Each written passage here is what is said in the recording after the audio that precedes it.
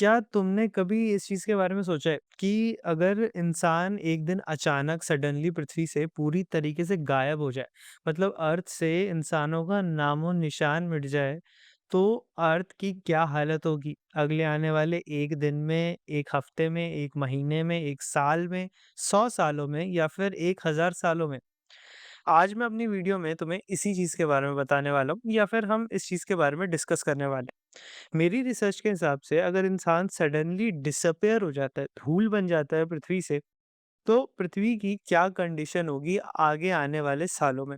और इंसानों का कोई भी ट्रेस पृथ्वी से गायब होने में कितना टाइम लगेगा? इसका मतलब है कि कितना टाइम लग जाएगा कि पृथ्वी पर इंसानों का कोई भी सबूत नहीं बचेगा? तो सबसे पहले शुरुआत करते हैं पहले दिन से। अब बेसिकली पहले दिन में जिस दिन इंसान पृथ्वी से गायब होगा, उस दिन सारी सड़कें बिल्कुल सुनसान होगी। जहाँ ट्रैफिक जैम लगते होंगे, वहाँ ट्रैफिक जैम होंगे। साइकिलें ऐसे ही ज़मीन पर पड़ी होंगी, मोटरसाइकिल्स ऐसे ज़मीन पर पड़ी होंगी। गाड़ियाँ जहाँ खड़ी हैं, वहीं की खड़ी रह जाएँगी। जो गाड़ियाँ चल रही होंगी, वो कहीं एक्सीडेंट में ठुक कर वहीं के वहीं रुक जाएँगी। टाइम स्क्वायर और ऐसी जगहें जहाँ पर बहुत ज़्यादा रोशनी रहती है, बहुत ज़्यादा लाइट्स रहती है, स्क्रीन्स रहती है, वो जगह वैसी की वैसी रहेगी। वो लाइट्स अपने आप जलती रहेगी। कई सारी स्ट्रीट लाइट्स जो कि ऑटोमैटिक सेट होंगी, वो भी जलती रहेंगी। और जो भी प्रोडक्शन वाली जगहें रहेंगी, जो मशीनरी रहेंगी, वो भी अपने आप चलती रहेंगी। अब हम आते हैं डे 1 के बाद 1 वीक में। अब 1 हफ्ते बाद क्या होगा कि जो बड़ी-बड़ी बिल्डिंग्स थी और जो स्ट्रीट लाइट्स थी, वो धीरे-धीरे करके बंद होने लग जाएँगी। शहरों में अंधेरा होना शुरू हो जाएगा। अब डे 1 में तो पहले शहरों में बिल्कुल ही सन्नाटा हो गया था, बट अब 1 वीक के बाद शहरों में अंधेरा होना भी शुरू हो जाएगा।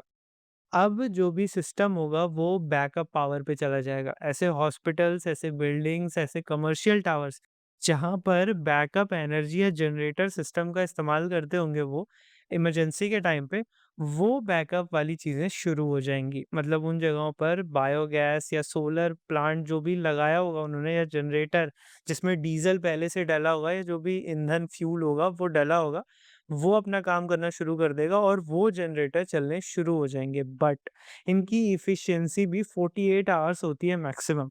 तो 48 आवर्स के बाद जब ये फ्यूल्स खत्म होने लग जाएँगे ना, तो ये इमरजेंसी बैकअप वाली लाइटें भी बंद होना शुरू हो जाएँगी। अब पहले वीक के बाद आते हैं सीधा पहले मंथ में। इंसानों के गायब होने के 1 महीने बाद पृथ्वी पर ऑलमोस्ट हर जगह अंधेरा हो चुका होगा रात के टाइम पर, क्योंकि कोई भी लाइट नहीं जल रही होगी अपने आप। ज़्यादातर ऐसी चीज़ें बची होंगी जो कि काफ़ी लंबे समय तक सोलर पावर से खुद को सस्टेन कर सकती हैं।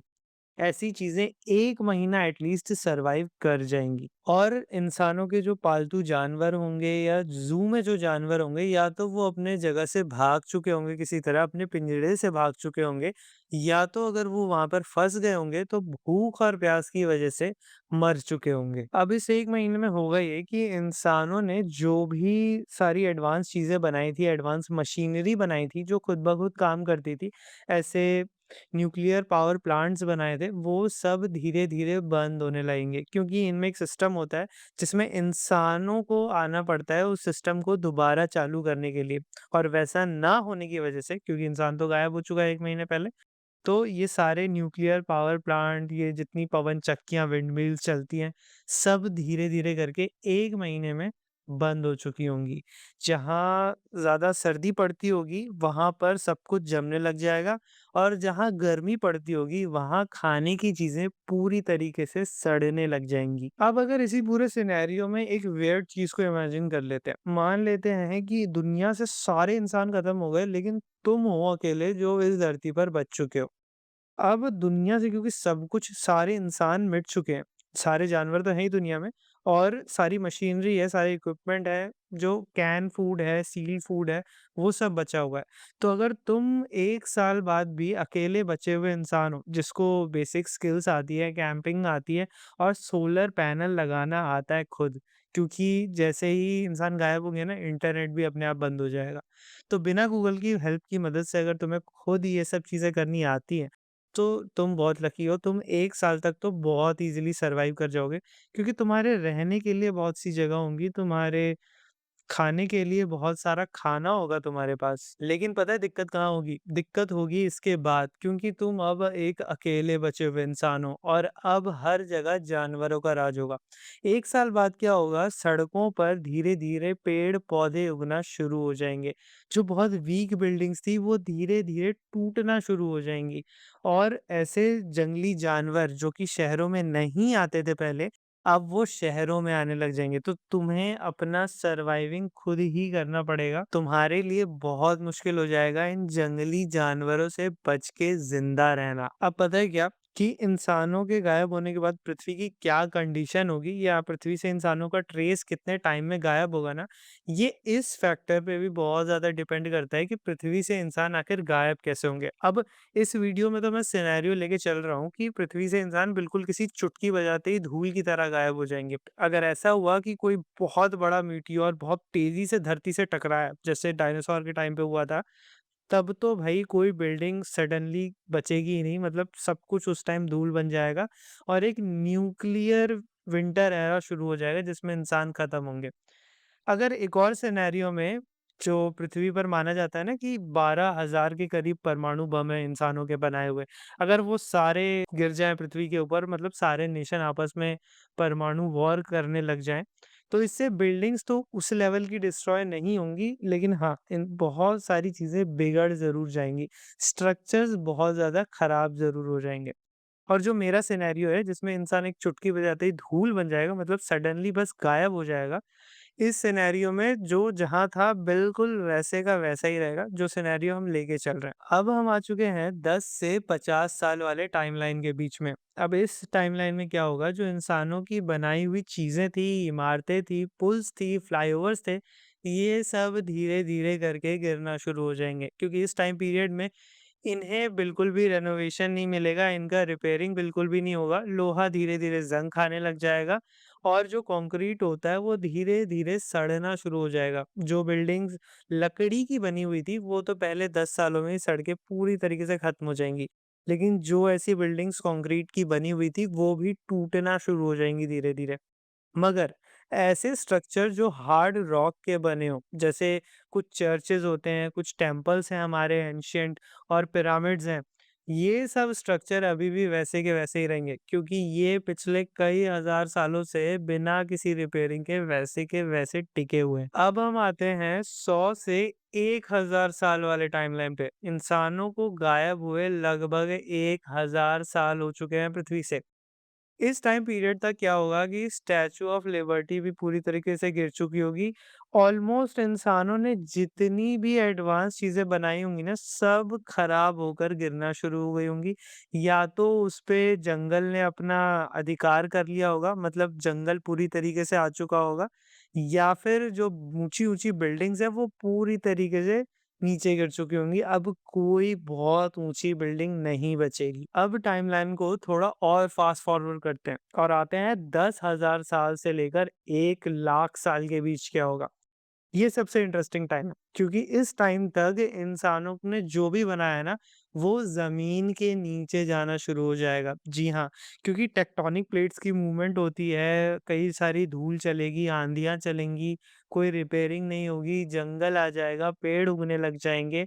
इस वजह से क्या होगा ना, इंसानों ने मोस्टली जितने भी स्ट्रक्चर्स बनाए थे ना, अब वो धरती की एक लेयर के नीचे आने लग जाएँगे और सब कुछ धीरे-धीरे धरती के नीचे गायब होने लग जाएगा। इवन जो प्लास्टिक भी होता है ना, वो 1000 या 5000 10,000 सालों में धीरे-धीरे गायब होने लग जाता है। तो इस टाइम तक तो बहुत कम ऐसी चीज़ें बचेंगी जो ज़मीन के ऊपर होंगी। मैक्सिमम जो मैसिव बड़े-बड़े स्ट्रक्चर्स होते हैं ना, सब के सब ज़मीन के नीचे चले जाएँगे।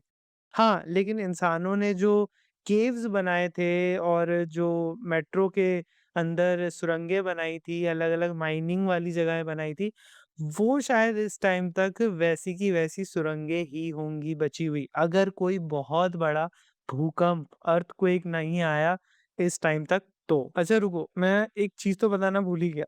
तुम्हें पता है अंटार्कटिका में इंसानों ने ना 1 लाख या 1 करोड़ पेड़ों के जो बीज होते हैं उनको सील करके सेव करके रखा है, ताकि अगर किसी भी कॉन्टिनेंट पे सब कुछ खत्म भी हो गया तो हम वापस उन सीड्स की मदद से उन पेड़ों की प्रजातियों को उगा सकें, उन्हें बचा सकें।